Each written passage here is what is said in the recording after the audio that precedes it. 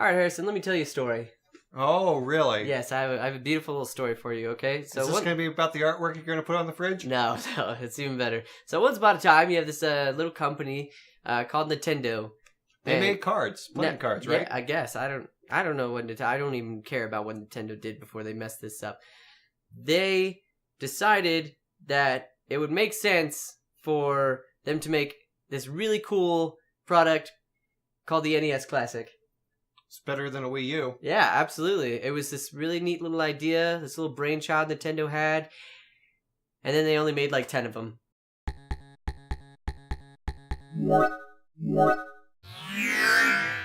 Hello, beautiful people of the internet. Welcome to GameTalk. My name is Avery. And I'm Harrison.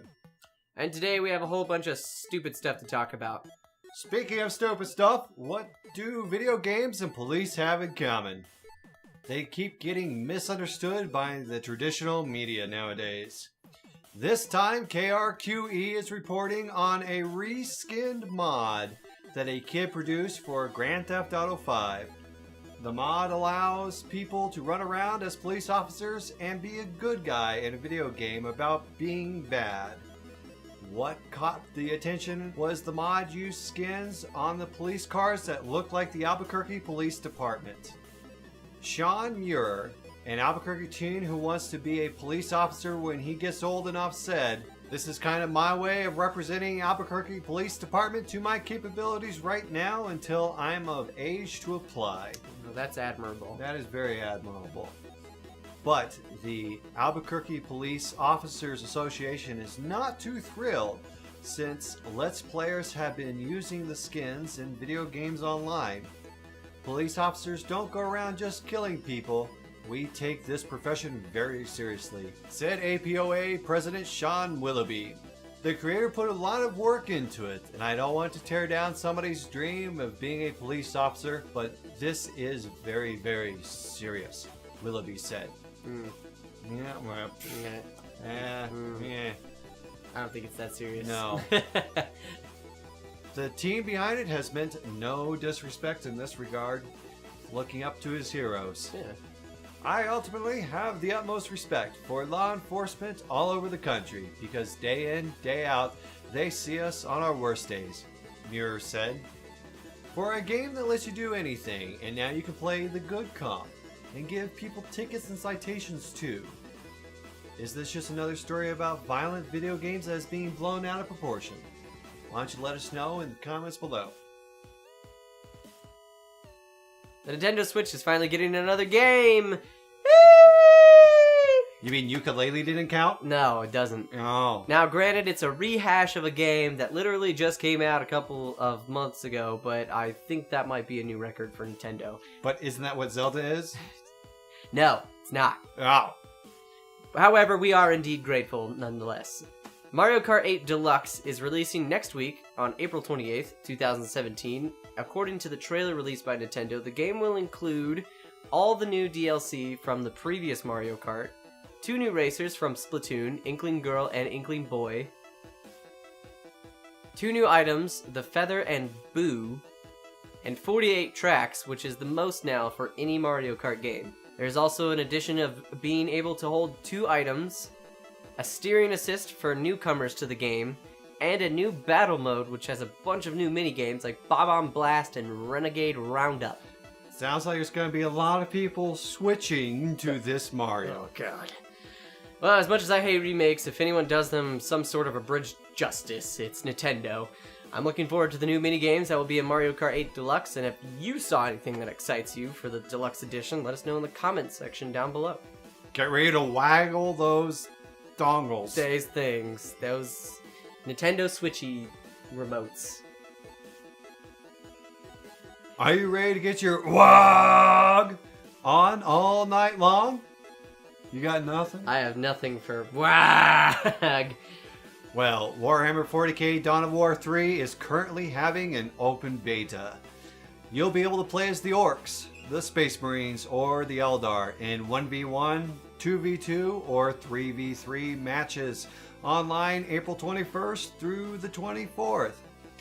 The units will not have every ability available to them, and there is no AI battles during the weekend open beta.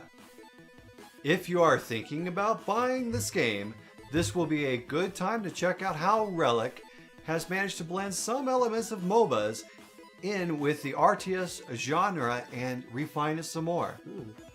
The full game comes out on April 27th with a single-player story mode where all 3 factions are fighting over a pointy stick. A pointy stick. Yes.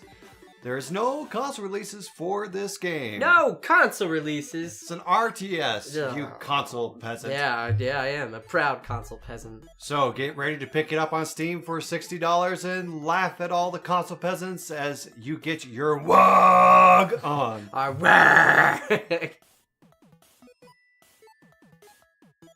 Well, Nintendo, you dicked us again. You had one job when it came to the NES Classic Edition. Make enough of them to sell to the people. I mean, first the amiibo shortage, and now you're telling me that this next shipment of the NES Classic is the last. You started selling them 5 months ago.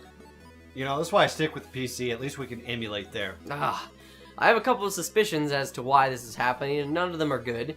First off, Nintendo has done this before, and not just with the amiibo, but instances where like the Wii was impossible to find when it first came out. It makes people want the item more when they have to really try and get it.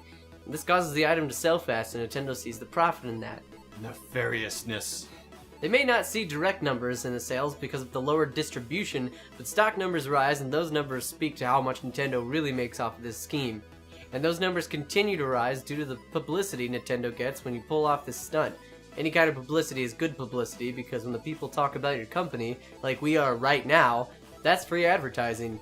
People post and comment and write articles and create scenes, and Nintendo just gets to sit back and watch the cash train chug along. Quick, everybody, talk about Jenny Fedora, too. That way we can be on the cash train of our own. Yes, I would love to ride our own cash train. Finally, Nintendo has a bit of an issue with people breaking their stuff, and by breaking I mean hacking. Hackers quickly realized that when the system was debuted, they could break into the console and unofficially add titles to the system's library, as well as enable emulation support for other consoles. Well, duh, the thing's a Raspberry Pi, it's a computer, what'd you expect?